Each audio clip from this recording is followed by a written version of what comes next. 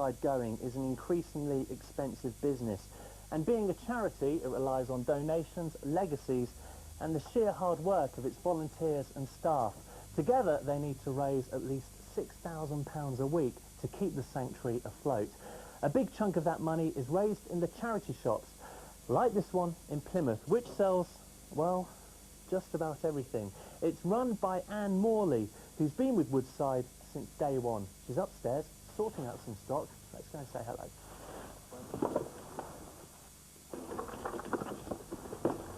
Anne, hi. Hi. Good to see you. Charlie. This is a vast stockroom. Where does it all come from? From the generous public. How do you go about encouraging people today? Well, I've been doing this area for 25 years. So I've done jumble sales, car boot sales. So I've been out with them and they come here and they pass in their stuff that is no longer needed or unwanted gifts. And you've got just about everything. We've got a pizza set. Brand new. We've got a torch here, which my nephew will love. We'll work out a deal a bit later on. Right, but you won't get it very cheap. How easy is it to sell the products? Well, pretty good, because as I say, the school is around the corner here. The children come, they see the toys, they buy them. So Mother has got to, fork out the money, so it's fine. And what's the most popular line? Well, you can't say, because everything varies. I mean, you get some people coming for clothes, some people for toys for the children, videos. As I say, I try to dress the window so it looks more attractive. People see it, come in and buy it. And do people tend to barter with you? Do they try to bring the prices down? They try. But they are pretty good around here. Yes, I'm very lucky. And as soon as the products come in, as soon as they're donated, they come up to the stockroom and then they go downstairs sorted. straight away? No, they're sorted.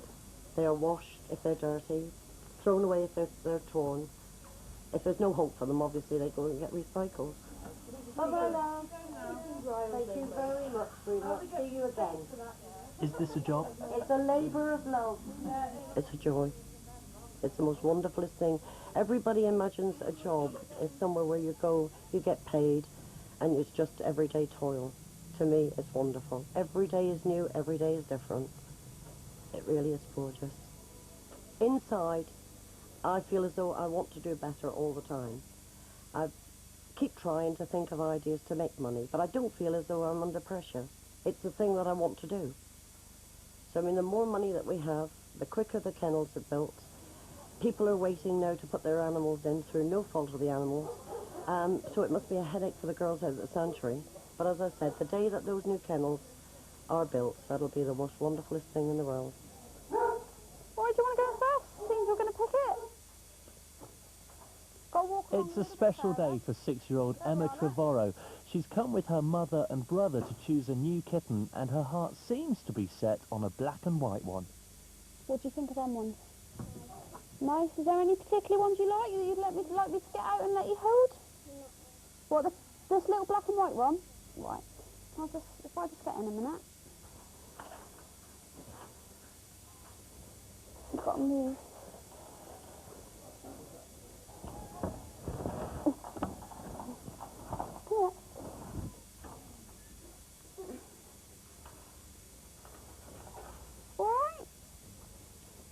Support his bum. Alright, that's it. Do you want me to show you the other ones? Because, I mean, you don't want to choose too quick.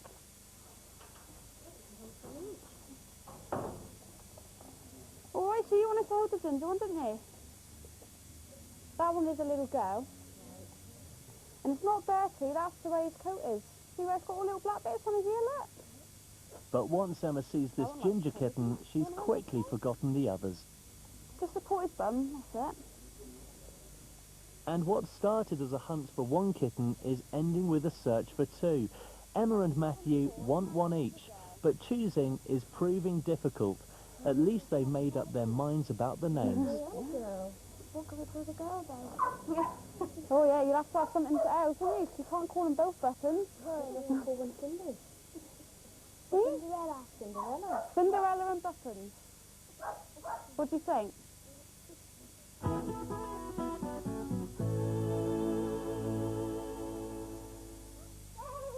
In the end, Cinders and Buttons turned out to be ginger kittens, and some weeks later I went to see how they were settling in. Hi Lisa. Hello. Hello. Hi Emma. Hi Matthew. Piggy in the middle. Who's Piggy? Emma. Emma's Piggy. Can I break you away for 5 minutes and can I go and see your kittens? Certainly. Buttons and Cinderella. That's right, yeah, come on Let's go in. and say hello. Come on, kids. After you two.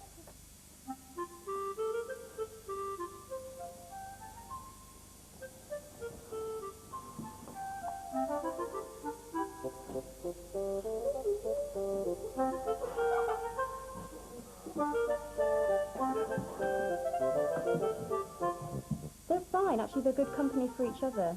They play together and company for these two. At least they're not fighting over one kitten. They've got one each. The little boy, when we brought him home, he was very confident. He was out of his box. He was sniffing around. He was very confident, wasn't he? The little girl was very nervous. Any noise and she'd jump, she'd run. So they're quite different. The boy's very affectionate. The little girl is, but the boy's more so than she is. They're okay. They get put in the kitchen if I go out, so they can only demolish the kitchen. There's not a lot of damage they can do in there. And usually when they're in the front room or on the landing upstairs, I'm usually around to sort them out. Oh, look at him hanging on my settee, look. They're small, furry, and some of them, like Bonzo, the brown mouse here, are incredibly mischievous. Some of the small animals which Woodside takes in include gerbils, hamsters, mice, and 2 terrapins, which are swimming around in this pool, which were left abandoned in an ice cream tub at the entrance here. They also have ferrets and lots of rabbits, and in charge is Martin.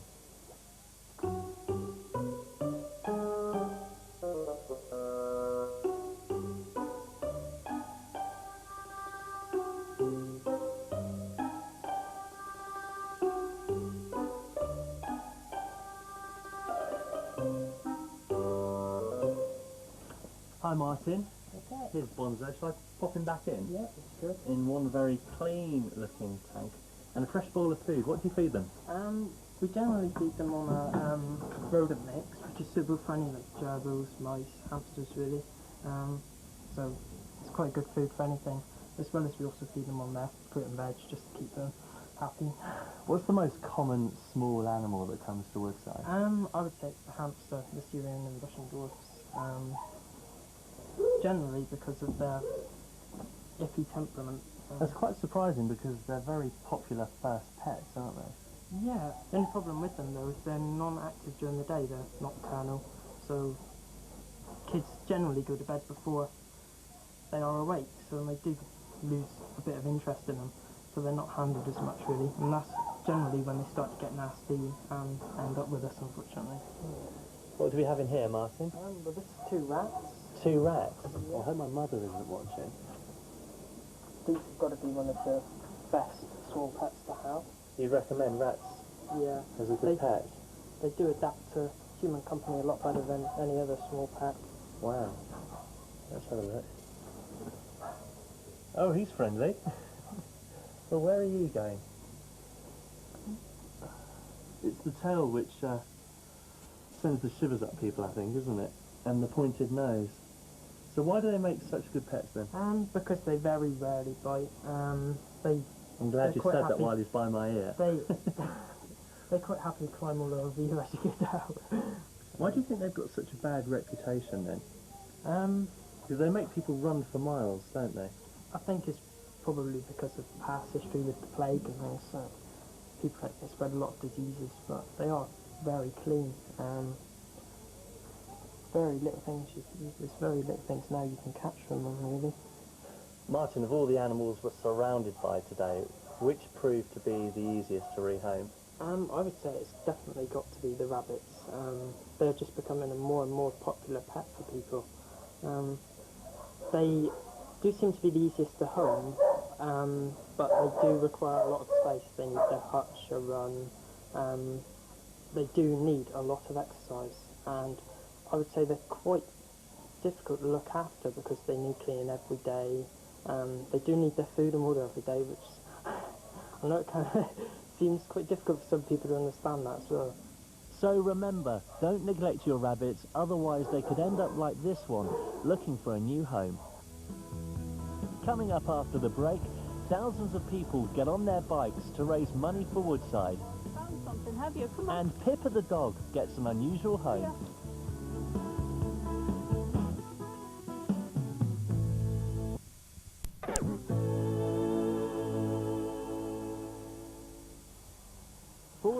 6-year-old Martin Battle has kept hamsters for years.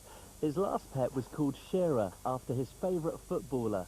When Shearer died, Martin had to make do with looking after Genola, his sister's hamster. Now he wants another of his own. So this little fellow here, full of energy. Yeah. What makes a hamster such a great pet? They're just really easy to clean, really loving, and they're just, well, they don't smell or nothing like that. They're just really nice and cuddly and... But quite destructive at the same time. Yeah. Take a look at this shirt. So who did this? And it's not a cheap shirt, this, is it? No. This is a designer label. So who did this? Well, I was just about to go Club Rio, and I was getting ready that night, and I left the hamster out there, this one here, because the cage is out there, and I left it on the cage. I didn't mean to, because it fell off the banisters, and it bit it all away. Yeah.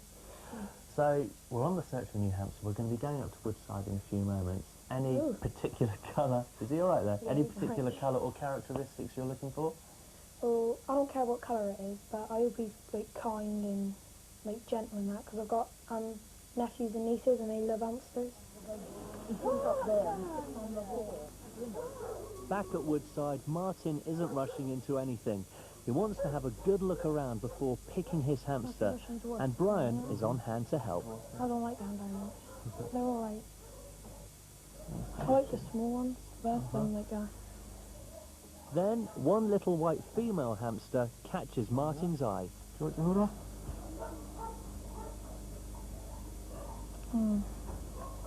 What do you think of that one then? She's lovely. Yeah, you like that one? Yeah. How was she? How was this one? It's fully grown. I'm not sure if we know the correct age. Not always told when they're brought in by people. Actually, she's 5 months old. She's big for that. It looks as if Martin has finally found a replacement for his beloved Shearer. She's gorgeous. Yeah. Holding the box very carefully, let's take a look. Let's take a look. Oh yes, boy or girl? Girl. Not long haired, as you said you were hoping to get. But she's really, really gentle. Have you decided on a name? Putsy. Putsy? Mm. Putsy, that's different. Is she very tame? Oh yeah. Yeah. Oh, she's been handled quite a lot. Mm. Oh well, congratulations. Better Cheers. close the lid before she disappears. And well done. Cheers.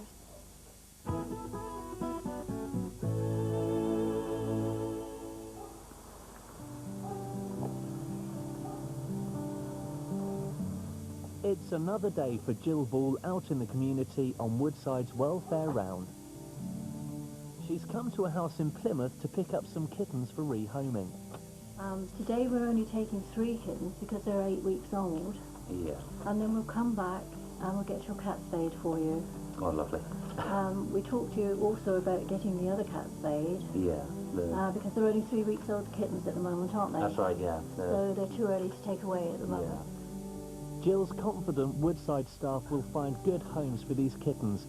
In a few weeks, she'll be back to pick up the younger ones. She's also eager to get their mothers neutered before they have any more unwanted babies.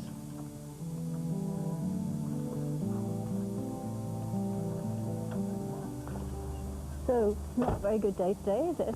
There you go. Jill's next stop is to collect a goose and a chicken.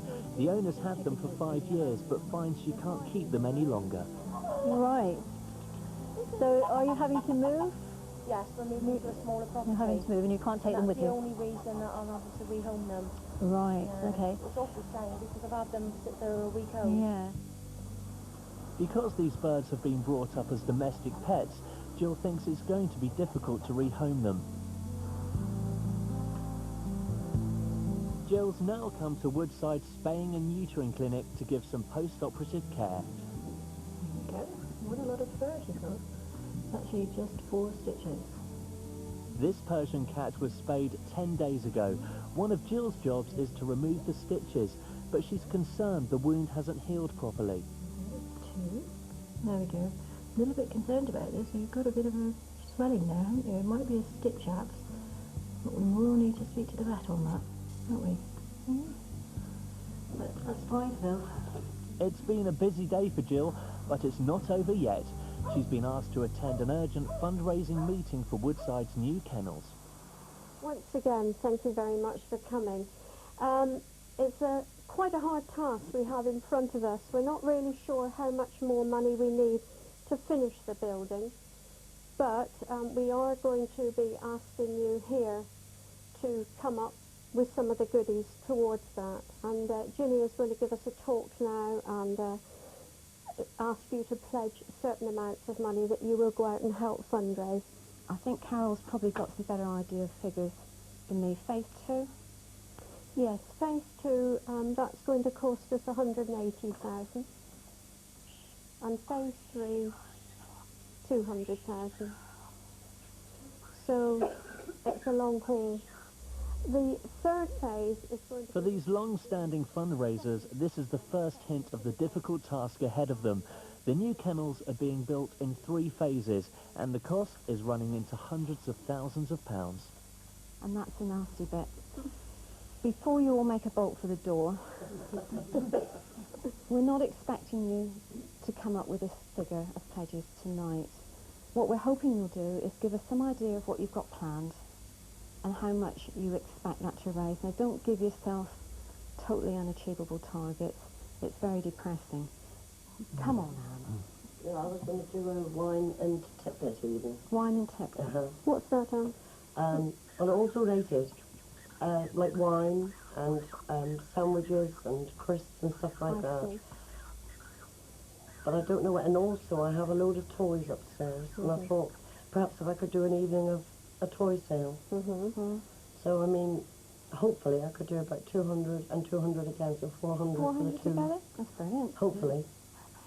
I thought of this idea really to raise money, if perhaps some of the staff would like to perhaps go in, I thought about them going into a small cage, I don't know what you think about this, and it would help raise money, and I thought it would also raise awareness of how animals are kept in small cages, so we sort of could do something sort of with publicity really, so that they could see, and perhaps Phil, I don't know, would stay in the cage all day, and people could sponsor him, so that would raise the money.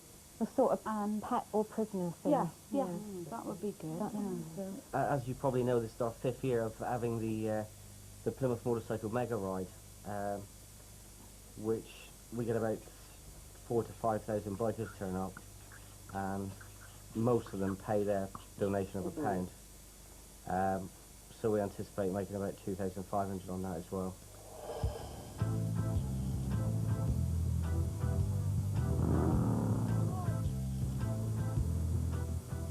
It's quite a sight. Thousands of bikes and even more bikers.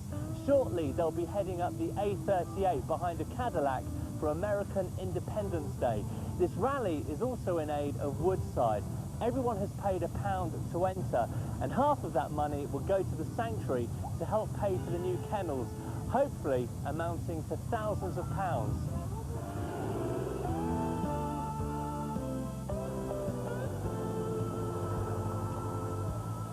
Why Woodside? A lot of the money being raised is going to Woodside. Woodside is in desperate need of the funds. There's a lot of charities, as you know, that have got a lot of money in reserve. Woodside's got no money in reserve, and we feel strongly that we like to do something for poor charities. And are they all from the southwest? They're from all over the country and from parts of Europe. People actually travel over and make this part of their holidays now. So it's quite a cult event, isn't it? It has turned into an event not to be missed. It's the biggest thing of its kind in the southwest of England, definitely. What's it like to be out on the road? Well, it's just amazing. And to ride with so many thousand other bikers. You know, everybody waves to each other. It's the biking scene is really revived in this part of the country now.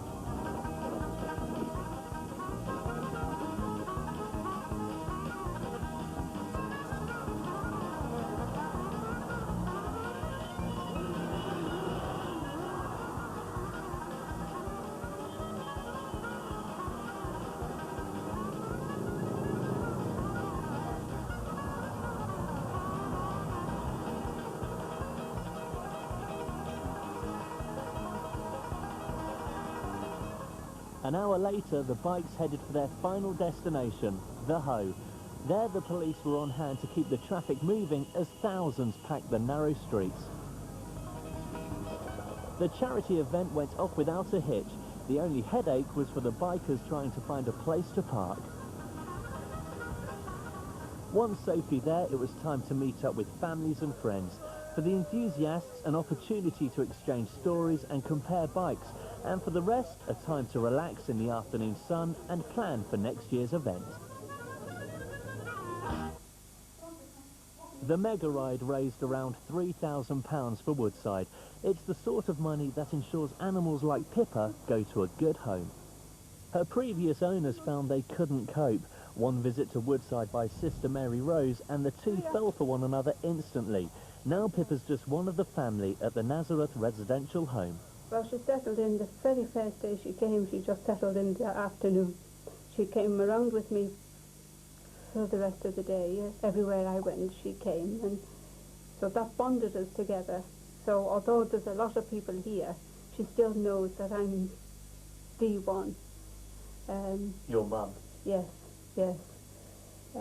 Like even the sisters take her out for a walk.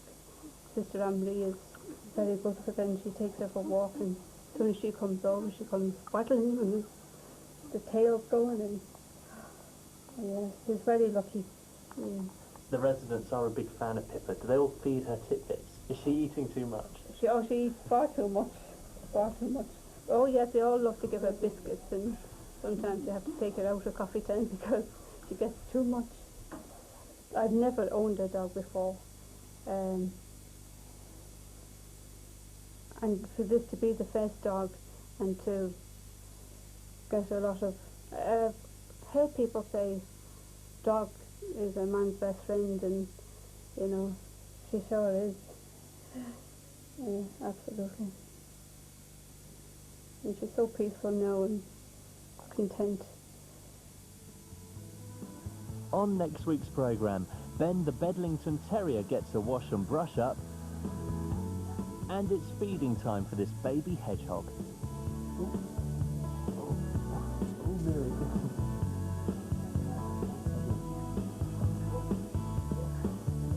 You may only have 3 legs, but we'll never know carry on.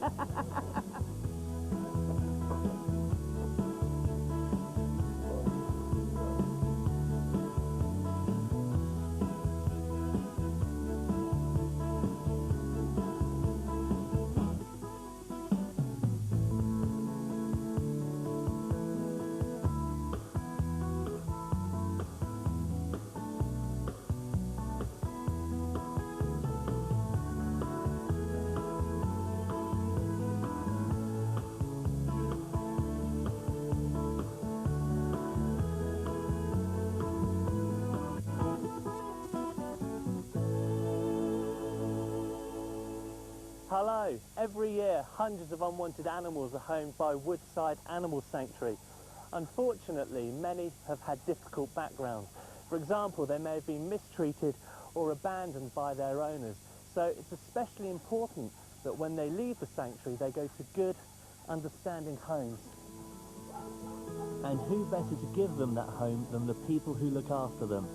As the staff take a break from feeding and cleaning the animals, most can look forward to much of the same when they get home. And they don't just have 1 or 2 animals like the rest of us. Jackie, this feels like an animal sanctuary in itself. How many animals do you have? I've got 12. 12? Okay, and their names are and their history? This is Henry. He's about 12 years old. He came in as a stray.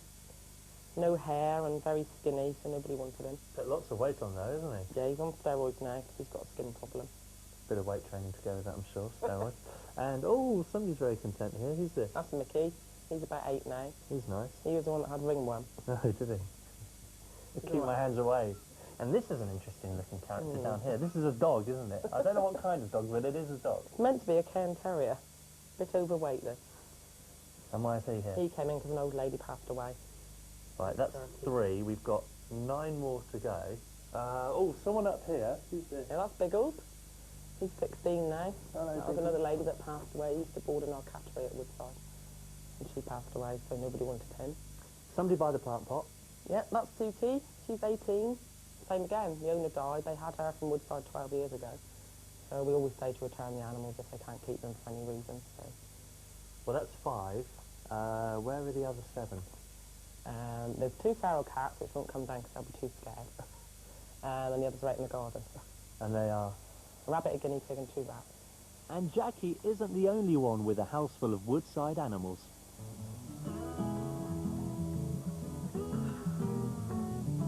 Debbie has worked at the sanctuary for several years now, and she's happy to home the difficult animals no one else wants. So far, she's collected 3 dogs, 3 cats, and some hamsters. It can make home life a bit chaotic. Debbie, 10 animals in a 1-bedroom flat. Bit of a tight squeeze, I'm sure. Let's start with this one here. Who's this? That's Josh. He's about 8 years old now.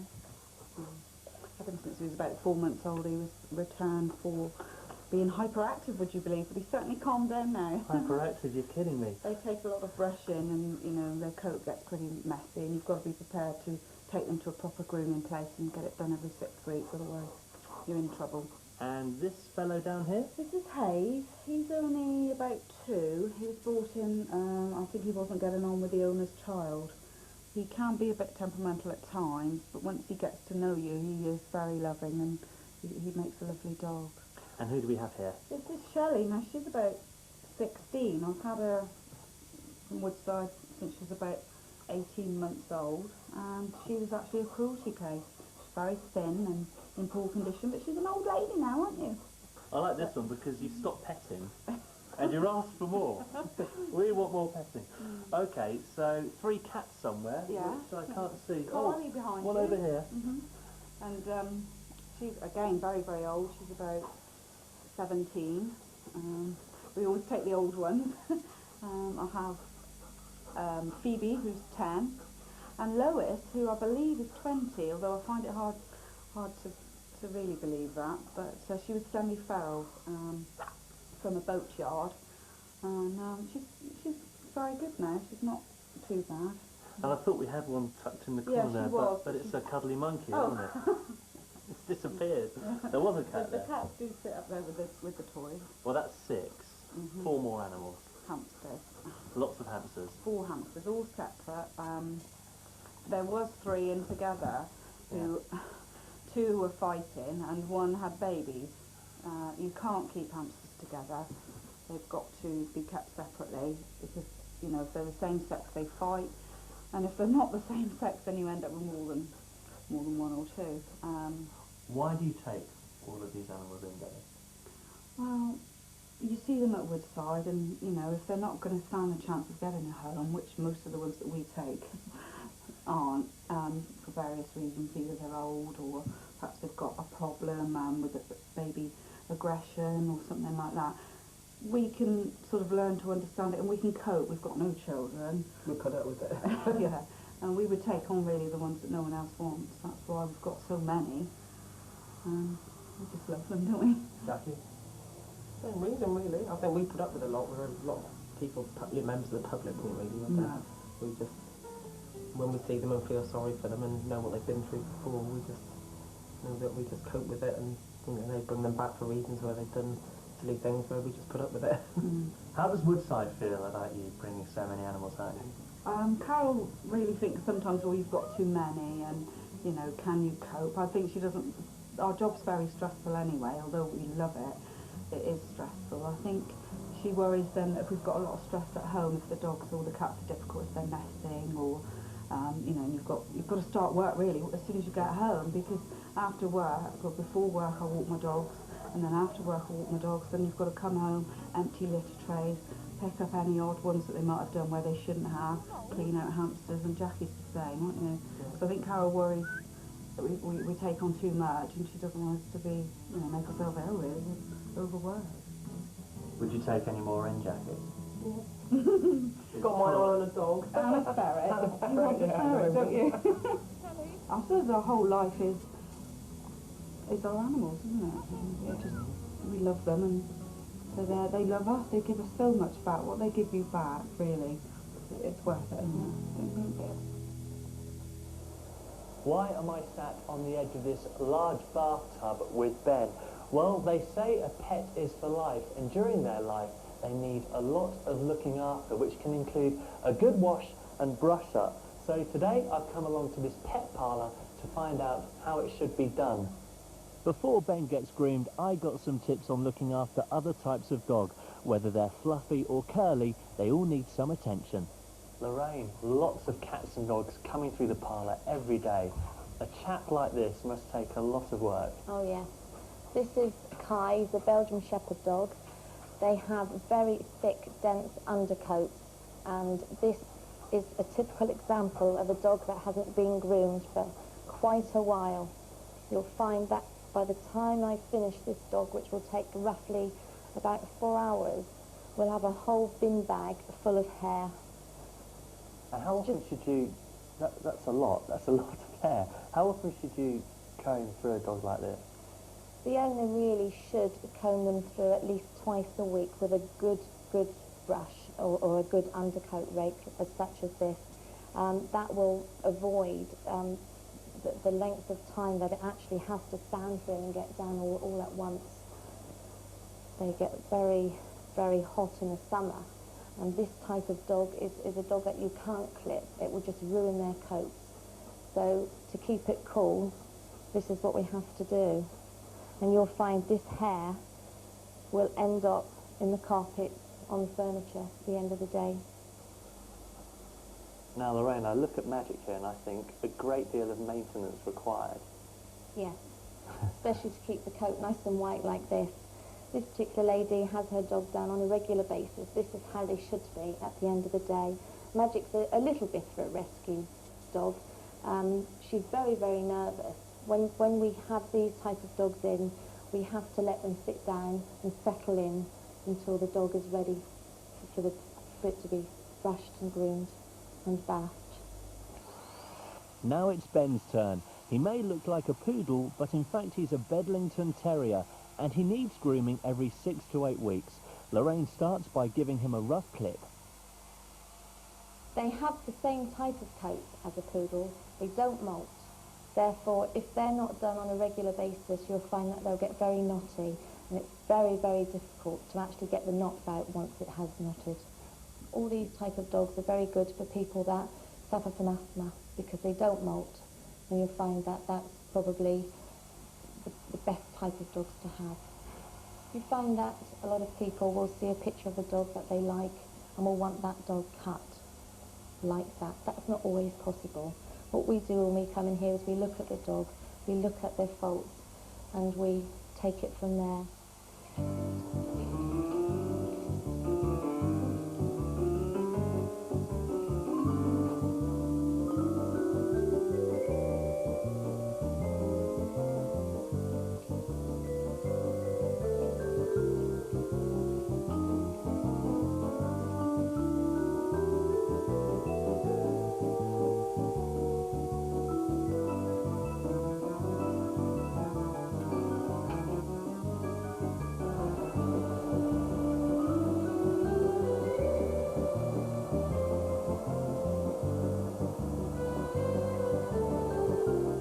When they come in, what we first do is we do a rough clip on the dog, which takes most of the hair off that we don't need to dry. There's no need for a dog to be under the hairdryer and necessarily when we're going to actually take the hair off. So we do a rough clip first, then we bath and dry, and we fluff their legs up, and then we get on to the final clip, and then the precise scissoring. And you do more than just wash, brush and trim the dogs and cats, don't you? Yes, we take care of their welfare. I mean, for instance, when the dog's wet, not all the owners know that they may have lumps or bumps here, there and everywhere. We see an awful lot of dogs that come in that have got lumps under their shoulder blades that the owners haven't seen. So just how important is it to groom and look after your dog or cat's coat? It's very important, and I think when actually purchasing or having a dog that you want to home, you have to think about all the grooming costs as well in it.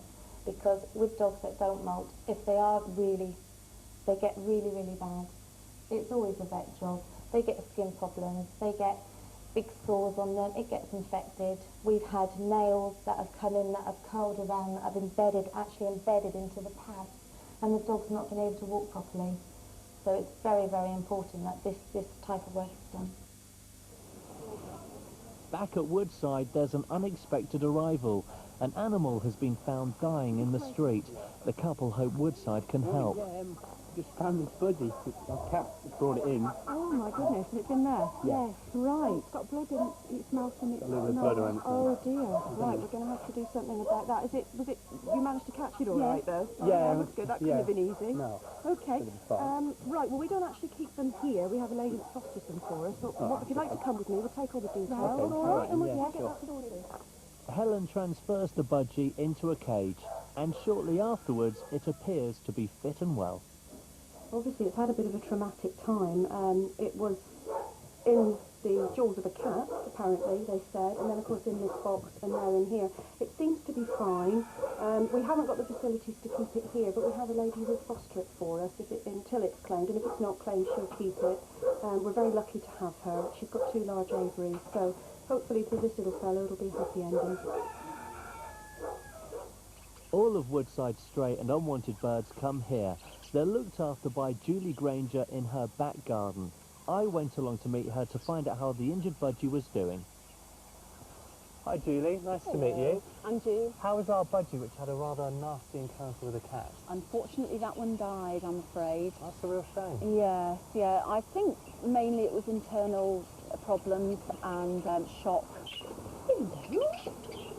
There are over 50 birds here. Julie feeds them on millet and can give them the sort of care their owners couldn't provide.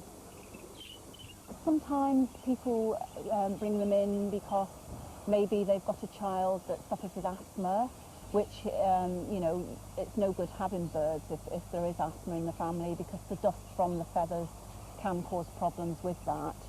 So that's one contributing factor to them being brought in. Marriage breakups. You know, perhaps an elderly person that can't look after the bird anymore, maybe has to go into a home, hasn't got anywhere for it to go. Or indeed, as with cats and dogs, sometimes people buy the bird and just literally don't want it anymore. They seem to take a lot of looking after. I mean, you've obviously, you know, got to clean them and feed them like any animal. But they give so much back in return. You know, it's like any animal. I think they give so much back. But it's well worth the time that it takes me to look after them, you know, so I do get pleasure. I do get a great deal of pleasure out of it. Coming up after the break, Gemma goes to be neutered, but is she healthy enough to survive the operation? And the baby hedgehogs who've been abandoned by their mothers.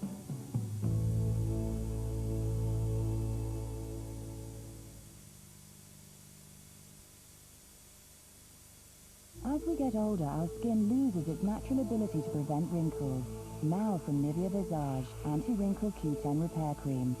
Clinical tests prove that the unique formula reduces the appearance of fine lines and wrinkles within 6 weeks. Guaranteed. Anti-Wrinkle Q10 Repair Cream from Nivea Visage. In my next project, I play this very shrewd character who kind of symbolises an Abbey National Direct Saver account holder. Savings grow at this great rate of interest, and he gets 24-hour instant access wherever he goes. And I believe you make your dance debut. That's right, Sue. I'm so pleased my savings enjoy the best of both worlds that I do the squirrel dance. And you're looking for a new agent, I gather? That's right. Sorry, I didn't catch that. Yes, that's right, I am. Get off. Get off! Abbey National, because life's complicated enough.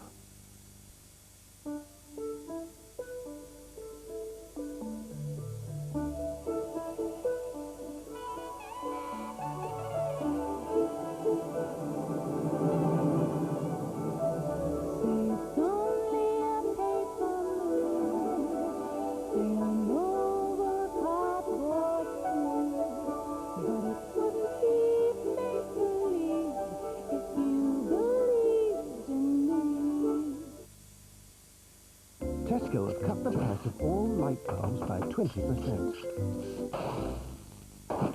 Tesco. Permanently low prices.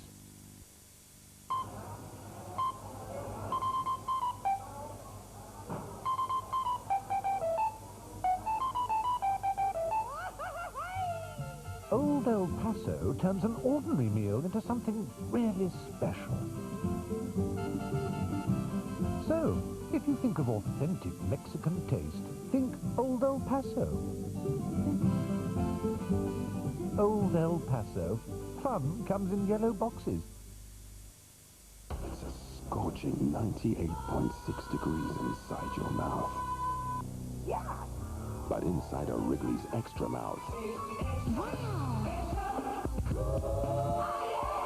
Wrigley's Extra.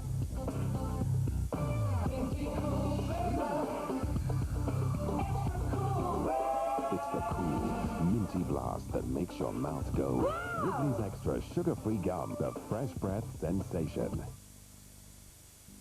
And now, new from Nivea Visage, the first night cream to contain anti-wrinkle Q10 and vitamin A. Clinical tests prove it reduces the appearance of wrinkles, helping your skin's renewal process night by night. Guaranteed. New anti-wrinkle Q10 repair night cream from Nivea Visage. Otters are making a remarkable comeback, and this time man isn't the enemy but a friend. Plus details of all the day's news at 6.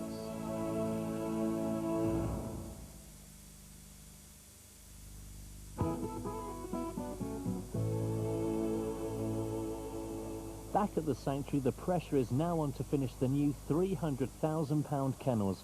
There have been big changes since our last visit.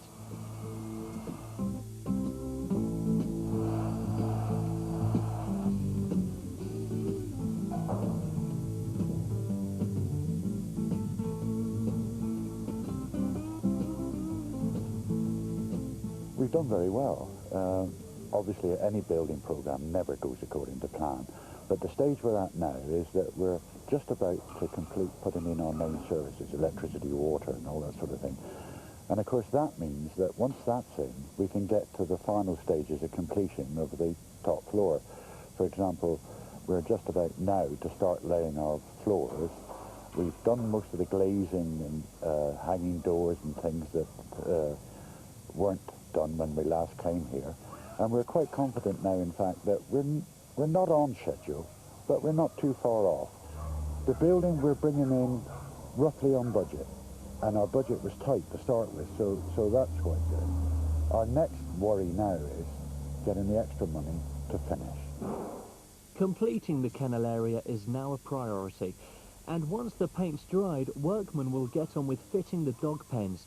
Despite money worries, the sanctuary is still hoping to meet its autumn deadline. That's a good girl. That's a good girl. You may remember earlier in the series we visited Woodside's neutering clinic. Well, neutering isn't just recommended for the young. Gemma here, we believe, is around 13 years of age, and if she isn't spayed, will be in danger of developing a fatal disease. So today she's been brought along by Helen for the operation, and we're confident she's going to do just fine, aren't you? Good girl. Right. Well, she looks very well for her age, doesn't she? Go on, Gemma, let's have a look at you. I'm going to give her a thorough check over first, then we'll talk about the pros and cons of spaying her. Okay. Now, let's look at yours. Nice bright eyes. Good pink colour. Yeah, good healthy gums, but her teeth aren't very good. She's filed all her teeth flat over the years by chewing at stones, I suspect, haven't you? Should something be done? Something should be done about those, but not at the time of a sterile operation such as a hysterectomy. Clinically, she looks quite normal. Right. Now, the problem is if we don't neuter her, then, you know, she's got another 2, 3, 4 years to live, we hope. And during that time, she'll come on heat twice a year, because bitches don't stop coming on heat like people. So there's a risk of her being mated and having a litter even at this age. But the greater risk is a womb infection called pyometra, which we see very commonly in the older bitch that hasn't been spayed, where the womb becomes full of pus and they need an emergency hysterectomy. And that's a much more serious operation than neutering her when she's fit and well like she is now. But before the operation could go ahead, Gemma had a blood test to see if she was healthy enough to survive the anaesthetic. Right, well, these aren't bad. As you can see, the normals are in the centre. anything abnormal is either high or low. So I think as far as these results go, I'm happy to go ahead and do the spay. As the operation gets underway, the nurse keeps a close eye on Gemma. Because of her age, many more things can go wrong with this type of surgery. Obviously things don't work as well, so you have to be a bit more careful with the anaesthetic. As I said earlier, you know, you're more aware that the pre-med might have a greater effect, so you'll notice that. Sharon will be a bit more aware that the dog may go deeper under the anaesthetic. So yeah, I mean, you're aware of these things. I wouldn't say you monitor them any differently. You monitor them all the same, but you're just aware that there may be more problems. For an old animal like Gemma, the dangers of not being neutered far outweigh the risks. Without surgery, her chances of developing a deadly illness were much greater. As the operation comes to an end, it looks as if Gemma will pull through.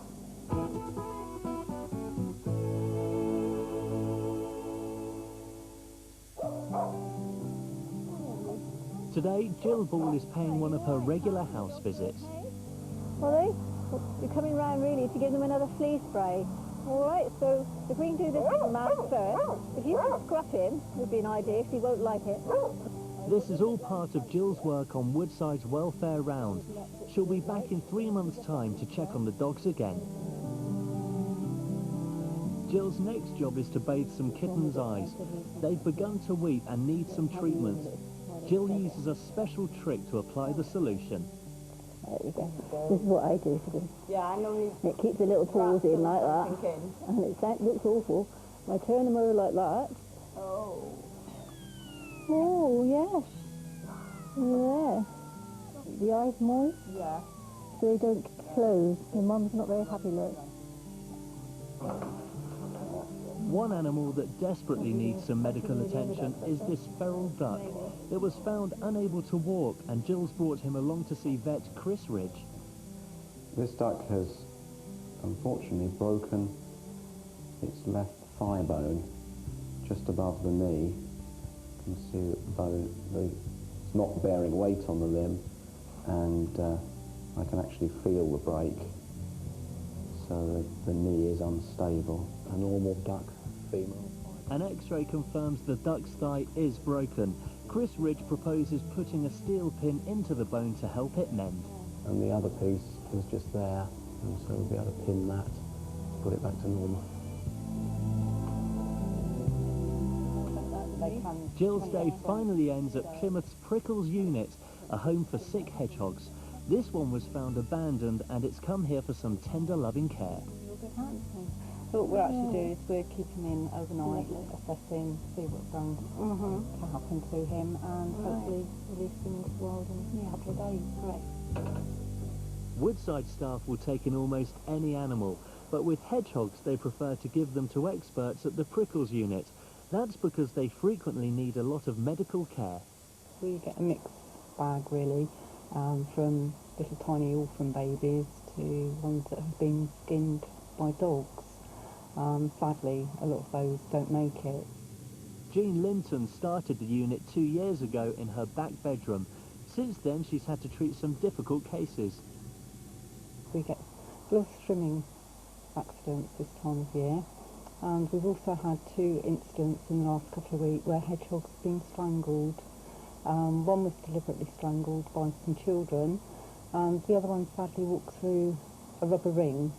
This ring, which was off the hoover, was caught around this hedgehog's neck. Now she obviously walked through this when she was very young, because you can see the size of her now, and she actually grew with this band around her neck, and she's had to go into the vet to have her neck seen to, because she has got lots of infection around here. She has also got a deformed chest, and also her face is slightly deformed, and she is blind in one eye. And we really thought with this one her head was going to drop off when we cut the band off. That hedgehog is now doing well and will soon be released back into the wild. Next week, Woodside staff practice some animal first aid and the do's and don'ts of keeping ferrets.